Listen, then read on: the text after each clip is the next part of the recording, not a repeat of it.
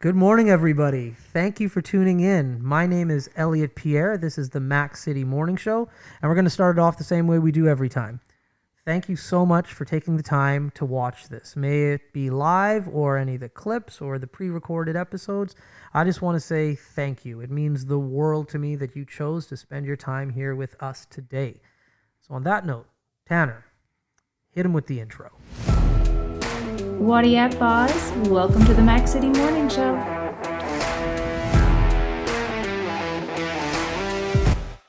All right. Well, I'm pumped about the guest today. I've got to say, I have never met this individual before. Everybody else who's come on the show up until this point, I have somewhat of a relationship with that I've met before, worked with before, grew up with.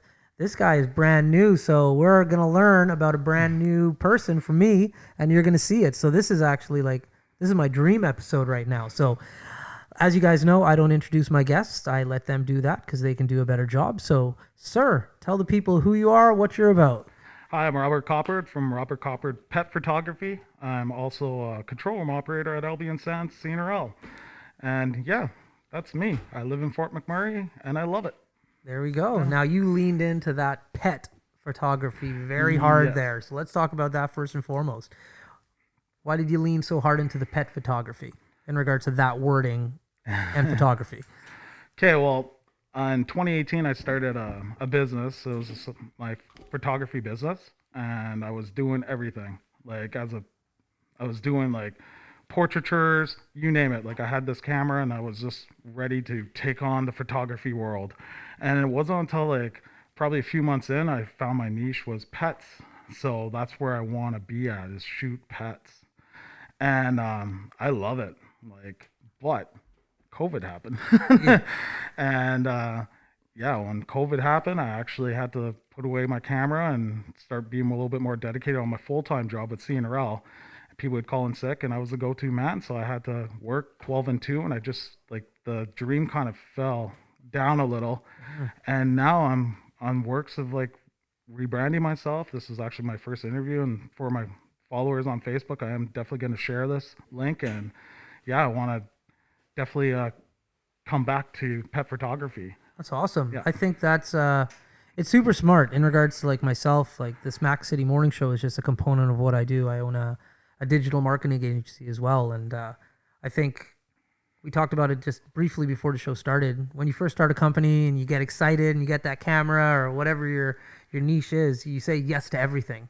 And it's the quickest way to burn out, and you start making big mistakes because, you can't be a professional at everything. So really smart of you for niching out and just focusing on the one attribute or the one person, pet. Mm-hmm. Pets. That's really smart. Pets. Cool. So why pets? Love them. I own a miniature Australian Shepherd. He's well documented on my Instagram. Everyone knows him. It's Gabe. And I did a little bit of work with the SPCA for nonprofit stuff too. Phenomenal. And I had to stop that because of COVID. I just didn't want to put myself at risk. And then, but I will probably continue on doing that relationship with them moving forward. But I just like how a dog can sit in front of you, and right before you throw that treat or you have their squeak toy, seeing the innocence in their eyes. And it's I love creating puppy passports, I call them. Okay. So, that awkward, you sit in front, and a lot of people are not models. They go get their passport taken and they sit down. They always have a stunned look. And then that's your profile picture for years and years and years. That's what I want to capture with pets. Okay. And I love it. That's awesome, man. No, that's great. And you know what? People love their pets. Yeah. And I've been fortunate enough, I'm born and raised here in Fort McMurray, and I spent most of my time here. I've done a lot of traveling. And I lived in Edmonton for a little bit, but the one thing I've really recognized with all my travels that Fort McMurray has is a love for pets. Oh, absolutely. I think globally people love pets, but people in McMurray love their pets. It's another level. It really is. If a dog escapes, it's on the Pet Network, and literally, I had a friend lose her dog, and they had 50 people on a search and rescue for it. Oh yeah, it was insane. It's and nuts. the person didn't even take the reward. Right. They're donate it to the SPCA. The guy had cash in hand. He's donate it. So right. That just shows Fort McMurray in a nutshell how giving they are. Yeah, that's exactly it. No, they love their pets, and I don't own a dog myself, but I follow a bunch of different companies in town that are geared towards pets. And for a while before COVID, we had an overwhelming amount of pet stores for such a small community. Yeah. So yeah, pets here are, I think you niched out into the right industry. Yeah, and Yeah. I can't wait to move forward on it. Like my new rebranding is I'm gonna have people come to my house. So right now I'm gonna work with the city, try to get my business license changed over so I Right. can work out of my house. So there's no more days of me traveling with thousands of dollars a gear in my little car. And then and the other thing is too, I'm gonna have control of the light, control the situation. You'll bring your dog, sit down, and I'll know what's going on, and it'll be bang, bang, bang, and I'll actually have product that I'm very happy with. Not like before, when you shoot in different locations, you have so much to deal with. You right. got small spaces, and my product, or I shouldn't say product, my photos suffered. Right, like there's some stuff that I brought out that I was like, oh, like man, that strobe was in tight, but that's my only option because that's what I was dealt with. Right. So to actually have that control in the studio, it's gonna be awesome. That is awesome. Yeah, so yeah, and I'm working on Photoshop. I'm doing I joined PPOC. I don't know if you ever heard of PPOC, Professional Photographers of Canada. Newcomers, people I've been shooting for a while. What they are is an organization of professional photographers. You pay a monthly fee, but they have webinars. You can learn from other photographers in the industry. I just did a pet photography one yesterday. Cool. They do Light Matters, so they have speakers from all over, from the States and everything, and they just talk about photography. It's actually like a game changer for me personally. Yeah. So I'm working towards accreditation through them. So what Right. it is you send in 10 photos, and then they get judged by panelists, and then they accredit you as a professional photographer or not. And then they also give you notes so you can learn. So like if your shots are all underexposed or rule of thirds or stuff like that, so it's a technical side of photography. So it's kind of cool. That's awesome, man. Yeah. I think that's huge in regards to finding a community to help you get better. Yeah. Metal sharpens metal. Absolutely. And I find, especially in this community, like most people like yourself have a full-time job, and it's usually out at site. Yeah. And so when you do want to do something a little bit more creative or not site-based, usually you're like the only one doing it. Yeah. And so to find like a community or resources sometimes is a little bit tough when there's limited resources of people doing it here. So that's awesome that there's an avenue for you to go and like talk to other professionals in your field to, like you said, get better at what you're doing. Yeah, exactly. And the nice thing is, like, when I joined in October, I actually met one of your guests, Crystal Mercady. Okay. So I always followed her through her social media, but we never really chatted. And then right when I joined that, we celebrated because she won like a national award, and so it was kind of cool. So I got to meet a very talented photographer, but it opened up the doors. So we have like our chats, and it's not a mentorship, but it's like we help each other, right? Yeah. Like if I have a question, I have her to reach out to, and we have Telegram. I don't know if you ever heard of Telegram, but there's 4 other of us, and if we have a question, you shoot a text, and boom, you have answers. That's And it. it's awesome. That's phenomenal. So, And that's what it's about, man, having that community. And I feel like what you said, because I'm pretty present on social media. I Yeah. think most people see my face because of this and other things that I've done in the past. There's so many people that you see and follow online, but actually getting the opportunity to like sit down and meet them face to face, that's a game changer in itself. Oh yeah, man. Yeah. So hence the Mac City Morning Show. Yeah. Like now I get to actually like meet people that I follow or that follow me, and I got to make that connection because, because of the world we live in, not just because of COVID, but social media as well. Yeah, you don't have a lot of like face-to-face interaction all the time. No, you don't. Yeah. So except for the guys at work. Yeah. They're pretty cool. Now, speaking of not necessarily guys on work, totally getting off topic. I like shoes. I don't like socks, but I like shoes. And so we were talking about your shoes when you came in. You're a bit of a sneakerhead. So I don't want to put you on blast of what Yeah. you're currently wearing, but let's talk about your love for sneakers. Okay. Well, I had a friend in town, and I used to always wear like Air Maxes back in the 90s and Air Force Ones. Okay. And then they started this retro thing that came out, right? And then it just slowly snowballed into something big now. It's $1 billion market. Right. And so right before the fire, I was scooping up J4s, you name it, like I was just like buying shoes, buying. It was like a total addiction. Never wore some of them. I just bought them for the sake of buying them and maybe reselling them. And then May 3rd happened, and I No. lost my house. so, so I lost my house up in Abisan at Hillview, and legit lost my sneaker collection and all that. And then No. that's pretty much how I got into photography. So Oh, I did my claim and got all my money back for all my materialistic things. awesome. And then what I did was I had some friends in social media. Candice Ward, fire photographer. She's a sports photographer, amazing. Right. And I started chatting with her and my friend Leslie Bridger and a bunch of photographers I knew before. And my Instagram was all cell phone, right? And I had people say, "Hey, you take nice shots." So I thought to myself, let's pick up a camera, because I was stress upon stress. Like, you lose your house, you lose everything. It's Right. life is over. But when it comes down to it, it wasn't. It was just the beginning, and that's how I got into photography.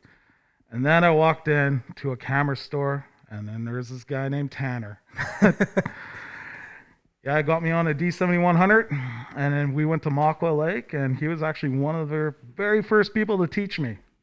So yeah, so it's kind of cool, like full circle. Tanner's behind the camera, and That's love it, man. awesome, man. Yeah. Well, big shout out to Tanner, the man behind the camera, for putting you on the right path. Thank This you, thank you. gentleman also put me on the right path in regards to I was doing videography on a cell phone, and then I pinched the microphone intake. So Yeah. I needed to buy a new phone. And they were just like, "Oh, the new iPhone's $1,800." I'm like, "What?" And I was at TELUS, and I was like, "No." And I was trying to barter with them. Obviously, you can't. No. And I was threatening. I'm like, "I'll just go buy a camera." And the guy was like, "I think you should do that." And I'm like, "I'm not joking. I'm gonna leave. I'm gonna get a camera." And he's like, "Okay, go."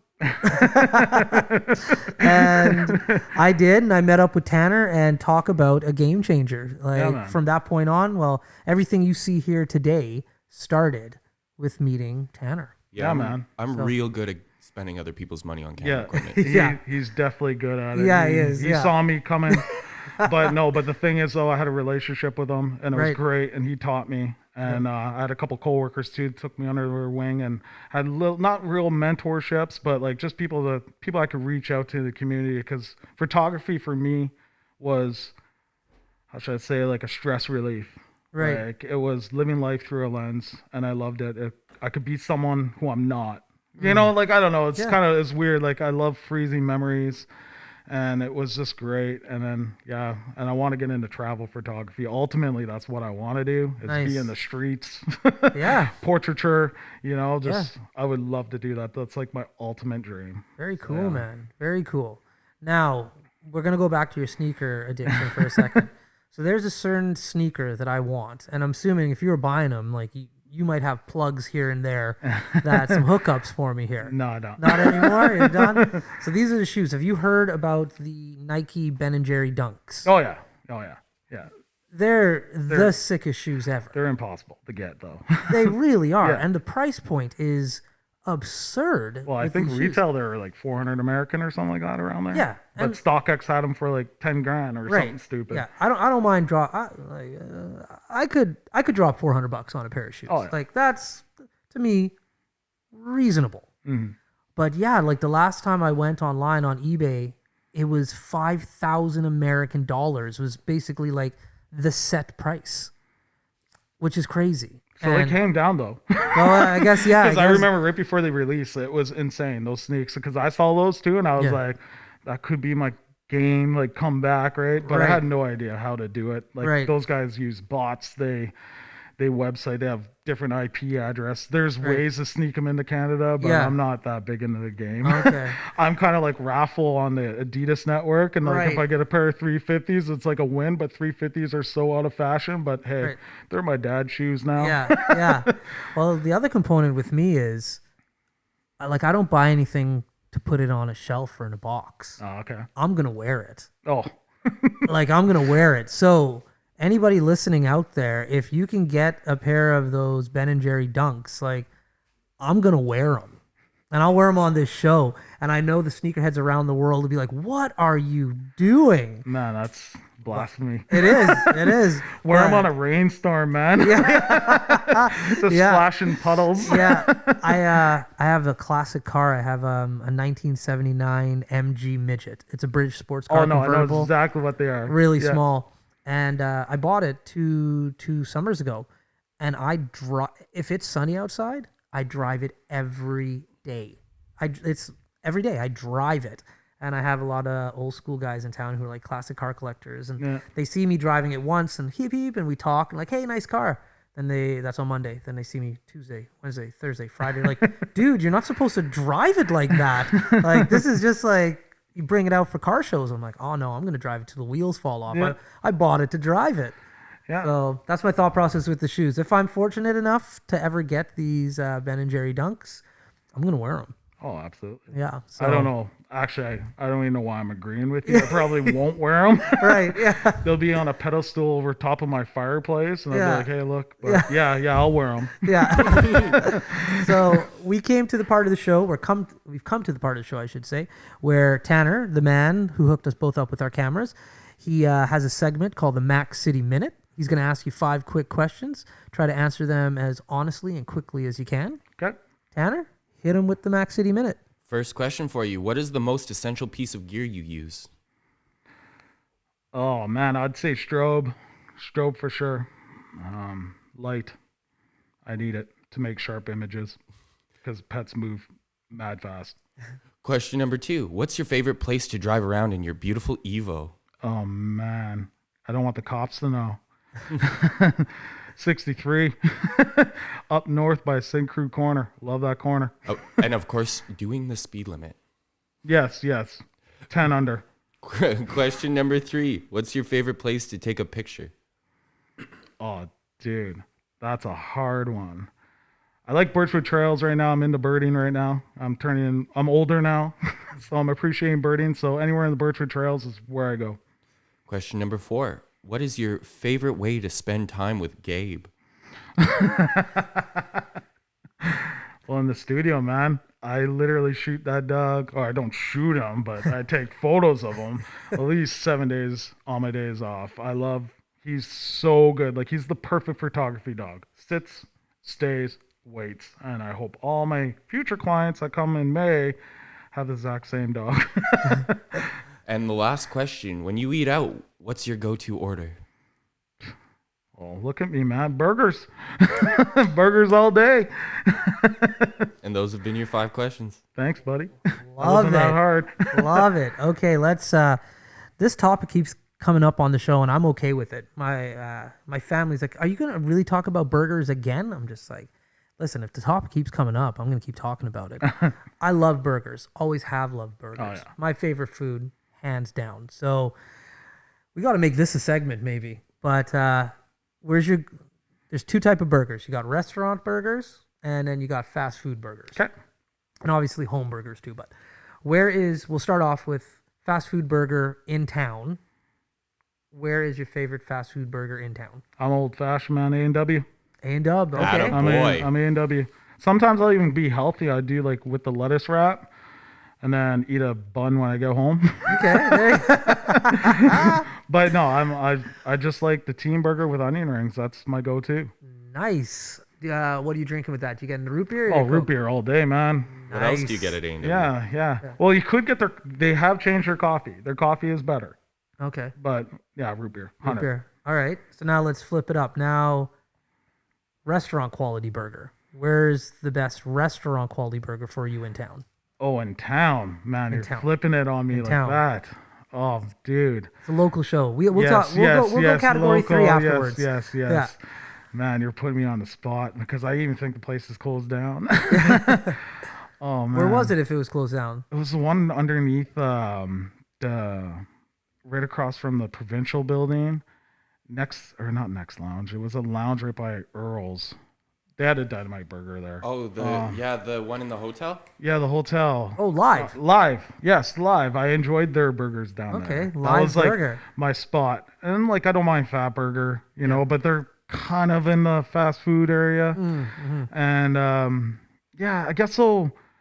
I would say, you know, honestly, OJ's. OJ's. OJ's, yes. Okay. But they're unfortunately with the flood and stuff. But they had that cheeseburger burger Oh, or the grilled all- cheese. All OJ's food is just killer. But their burger was good. Okay. All right. OJ's. There we go. Can I do a plug for outside? Yeah, let's do a plug. Yeah. Next Lounge, White Ave.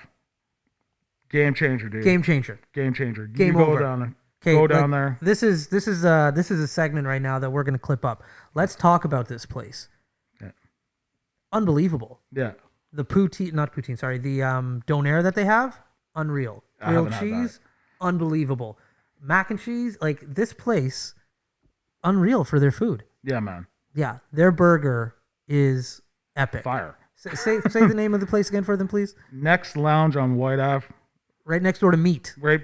And I think they get their food from Meat, From Meat, too. Yeah. the brisket that they put in their donair comes from Meat. Meat, yes. And I've been told it's the same owners. Ah. So they don't share a kitchen, but they can, But yeah, that place is unreal. Their burger, it's funny you said it, because I was saying next category we'll go out of town burgers. That's who I was going to say. Yeah, that's my spot. So we know. Kindred spirits, man. Boom. Oh. So, anyways, it's 20 minutes has flown. I think we went overtime, man. So listen, you got to come back again. Thank you for coming. This has been, not a word of a lie, my favorite episode so far. Perfect. So I don't say that lightly. I say it with true sincerity. So Thanks, man. before I cut you off, though, and before we cut off the show, one more time, please give a plug for your business and who you are so that people can reach out and get in contact with you. Okay. Well, in May, I'm going to be doing my business again. It's RD Coppard at Instagram. You can follow me on there, or my Facebook page, Robert Coppard Pet Photography on Facebook. And I'll be working on a website here probably after May. There we go. Awesome. Well, everybody at home or on their phones, wherever you're watching the show, once again, from the bottom of my heart, thank you so much. I'm blown away with the people who watch, that comment, that like it. Truly means the world to me. It's heartwarming, and I appreciate every single person that engages with the show. So thank you so much. So on that note, hope you're having a great day, and I'll see you tomorrow. Peace.